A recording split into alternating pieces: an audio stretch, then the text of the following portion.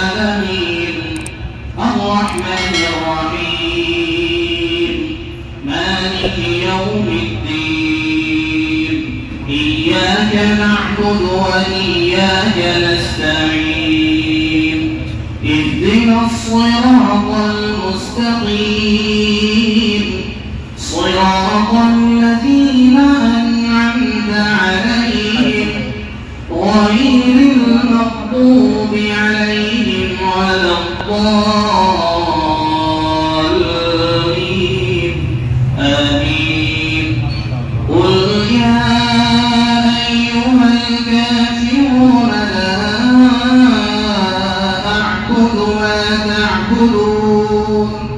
ولا أنتم عابدون ما أعبد ولا أنا عابد ما عبدتم ولا أنتم عابدون ما أعبد لكم دينكم ولي دين। और मक्का के मारूफ व मशहूर इमाम सऊद बिन इब्राहिम अश-शुअरी उनके अंदाज अल्हम्दुलिल्लाहि रब्बिल आलमीन अर्रहमानिर रहीम मालिकि यौमिद्दीन इय्याका नअबुदु व इय्याका नस्तईन इहदिनस सिरातल मुस्तकीम صراط الذين أنعمت عليهم غير المغضوب عليهم ولا الضالين। और एक इमाम शेख माही मुआहिदी के अंदाज अल्हम्दुलिल्लाहि रब्बिल आलमीन अर्रहमानिर रहीम मालिकि यौमिद्दीन إياك نعبد وإياك نستعين اهدنا الصراط المستقيم صراط الذين أنعمت عليهم غير المغضوب عليهم ولا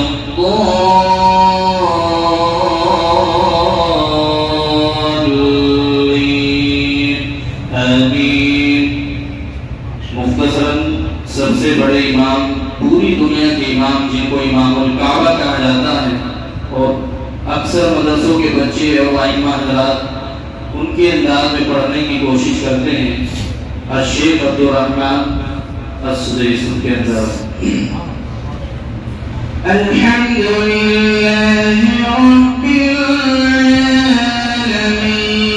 आलमीन अर्रहमानिर रहीम मालिकि यौमिद्दीन इय्याका नअबुदु व इय्याका नस्तईन इहदिनस सिरातल मुस्तकीम सिरातल लज़ीना أنعمت عليهم غير المغضوب عليهم ولا